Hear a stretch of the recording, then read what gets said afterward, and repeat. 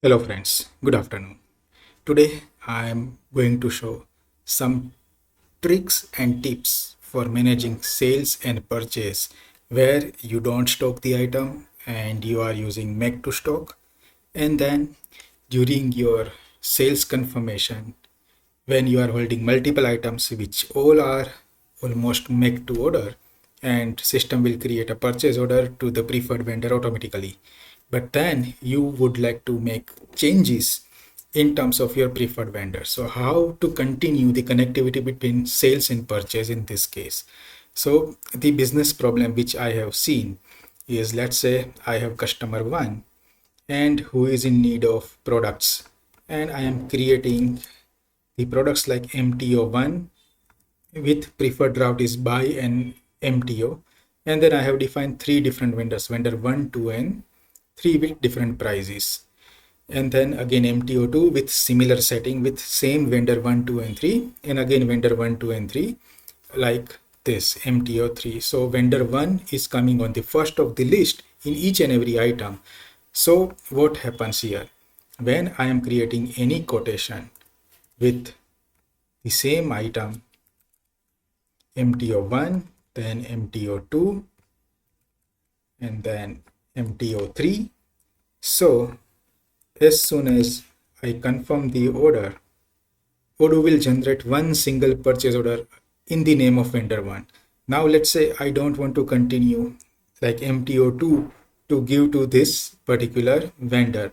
So what I have to do is, I have to, if I confirm this order, then it will block. But if I create another PO, let's say manually in the name of vendor 2 to buy, let's say MTO2 item 1 unit, and confirm this, then I will lose the connectivity between the source document. So over here, what happens? Like in my sales order, I have one single purchase order. And if I remove this item over here and then save and confirm, then it will continue creating one purchase order only, because I have continued with MTO1 and 2 only. The another purchase order which I have in my list towards vendor 2, I couldn't allocate that. So what I have to do is, I have to see if we can have the reception report over here which can allow me to allocate the item. So over here in my purchase order, which is separate, and over here in receipt, if I see allocation, then I can see like this I can assign. But that doesn't mean like this SO is now connected to two different PO when I allocated that item. So this is the one trick which you can apply, afterwards by creating manual item, and then you can connect that together. Okay, so this is how you can connect vendor 1 and vendor 2 orders and then receive and deliver. See, if I receive both the item and then go to my SO, all these things will be available over here, and then I can deliver. So this is one way to achieve the allocation. Now let me show you the second alternative. So second alternative, if I repeat the same order like MTO1,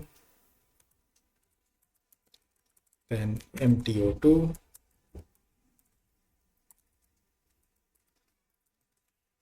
and then MTO3. So my all three items are available here, and then as soon as I confirm, it will create one purchase order. Now you will guide your team. Before you make any decision, you should see the different alternatives. So what we can do, we can go to our purchase configuration settings and enable this purchase agreement first, and then we will enable the alternative creation of purchase RFQs. So once this option is selected, then purchase alternatives option is available, which we can select and then go to our sales order again, and via sales order we can reach to purchase order. So here I can create the alternatives. So I can create the alternative towards, let's say, vendor 2, and I can copy the products. So all three products will be copied, and then I can define the desired price. So if I'm deciding to buy MTO2, then I will create that option over here, and then I can create another alternative to vendor 3, and then MTO3 I would like to buy from that vendor. So over here now I can compare the product lines which are available according to MTO1, MTO2 and MTO3 towards three different vendors now. And then what I will do, I will choose the alternative vendors. So what I can do, I can select all, like this goes to vendor 2, this goes to vendor 3, and then I will say I want to choose this. Okay, so I will choose all three, and then what happens is three different POs will be connected over here now, and then MTO2 and MTO3 will be removed from this PO automatically, and then another another PO will be created with MTO2 to vendor 2, and then another will be created to vendor 3 for MTO3 product. This is how you can create alternative, and then you can confirm all these 3 PO, and then you say cancel alternatives. Okay, so this is how you can do. So I see like PO25 and PO20. Let's see. So PO20, I will say confirm the order, and I say keep alternatives. So it is created. Then over here I say yeah, keep alternative, and then I confirm the second PO, and then I confirm the final PO. So in my sales order now I can see three different POs are connected with the same sales order without any hazard. So this is how you can create receive the items. So I'm going all over here, then receive the products one after another from each and every PO. So I am receiving that. So let me receive all these three, and my SO delivery will be open over here now, and I can validate and I can deliver the things. This is the second trick. You can use the create alternatives and compare the purchase price and then make a wise decision.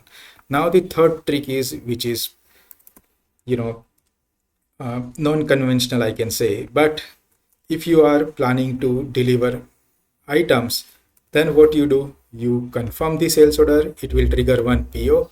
You go and confirm the PO, it will block that PO. Okay, now what this, you can go again and add second line, and then again save it. It will create second RFQ for you, and over here you can go and change the vendor.